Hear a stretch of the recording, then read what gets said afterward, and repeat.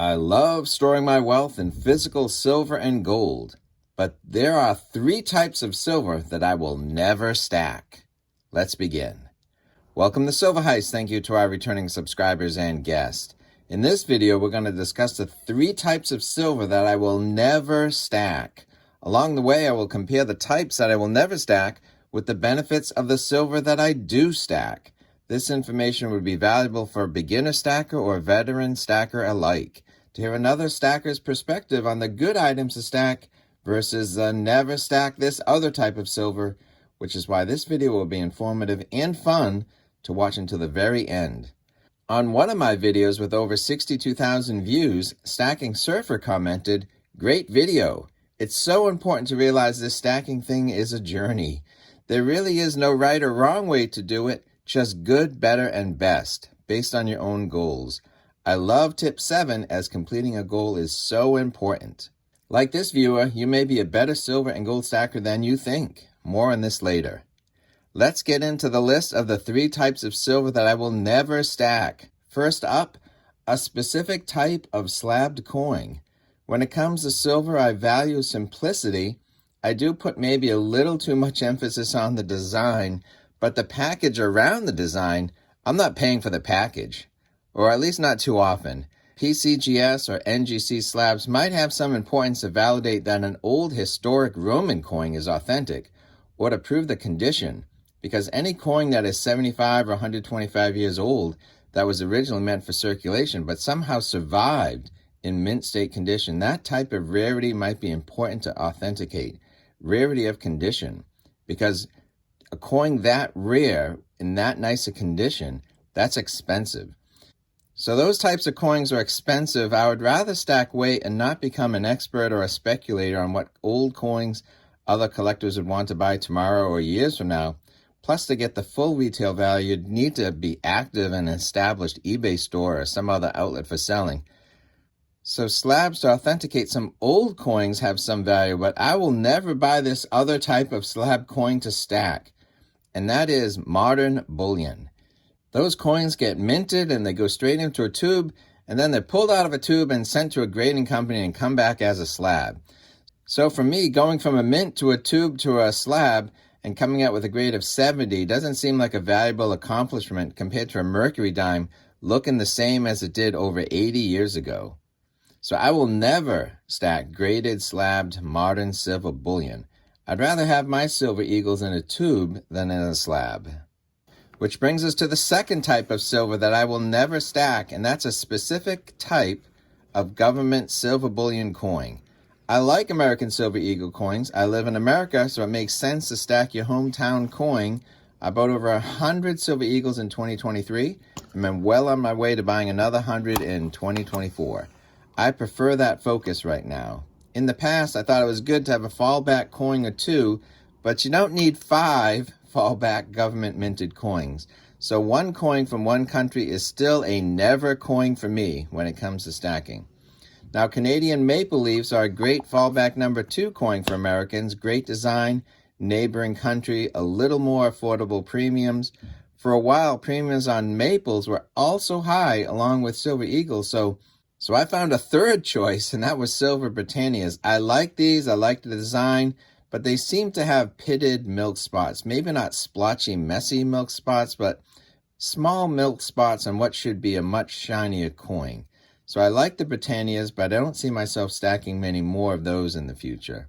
But there's one coin that I never liked. It's popular in Europe, and they have an identical design gold version, which is popular in both Europe and America. I made a video, I hate these silver coins, so I bought one. It's the Austrian Philharmonic. It's a strange coin. Smooth edges, not reeded. Musical instruments featured on one side of the design. It looks like a Bugs Bunny orchestra of instruments. The other side has what looks like a building, but it's a famous orchestra keyboard organ. I bought one to give it a fair shot, and when all is said and done, it's not my cup of tea. Who says you need a government-backed bullion coin anyways? And who says you need 5 different government bullion when 1 or 2 choices is enough? Silver Philharmonics may have cheap premiums, but if I want cheap, there's other choices, like silver bars. So I will never stack Austrian Philharmonics. And speaking of silver bars, this brings us to the last type of silver that I will never stack. But it's not any silver bar, it's just a certain size silver bar. 10-ounce bars make a lot of sense to buy. 10 ounces of silver in a single bar gives you a better price than buying 10 1-ounce coins, so you can get more ounces of silver this way.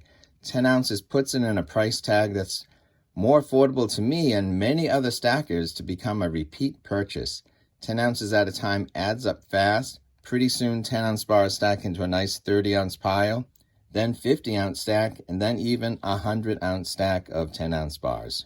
The bigger the bar, the lower the premium, so if you go big, you should be able to get even more ounces for your dollars. But is there such a thing as too big a bar of silver? Kilo is a nice size weight, 32.15 troy ounces. It's not an easy number to count as tens, but at lower premium, you will get more weight for your dollar.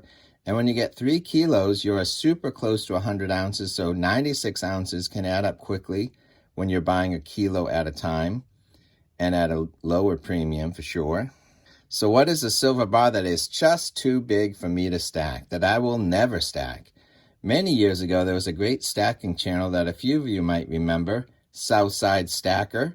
I actually met him once in New York City back in 2019, and we had a burger at Shake Shack and swapped stories of how many 2019 Apollo 11 coins we had bought that day from the U.S. Mint and how many coins did our wives think we bought that day.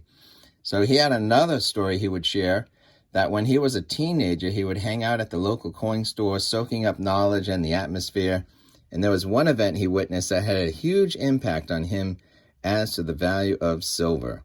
A little old lady came into the shop and said she had something heavy in her car that she wanted to sell, and she needed help carrying it in. The store employees got a dolly and wheeled in 3 big black bricks. She said that her husband had bought these decades ago.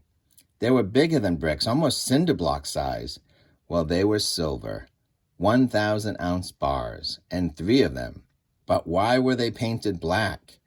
They used them as doorstops in their home for decades, so the black paint allowed them to hide their wealth in plain sight. I'd like to hide my wealth in plain sight, but at the 1,000-ounce size, that is just too big for me. So I will never stack 1,000-ounce silver bars. In 1971, Sean Connery returned as James Bond in Diamonds Are Forever, but it was reported that my favorite James Bond said that he would never play James Bond again. But in 1983, a studio offered Sean Connery $3 million and a percentage of the movie profits, and he appeared as James Bond in Never Say Never Again. Knowing what you want to stack and knowing what you don't want to stack is an important decision and a personal decision. So for stacking 1,000-ounce silver bars, for me it's not likely, but never say never. But for silver Philharmonics, I will never stack those because 1 is enough. If you want to recognize the 7 signs that you're a better silver and gold stacker than you think, you're going to want to watch this video next.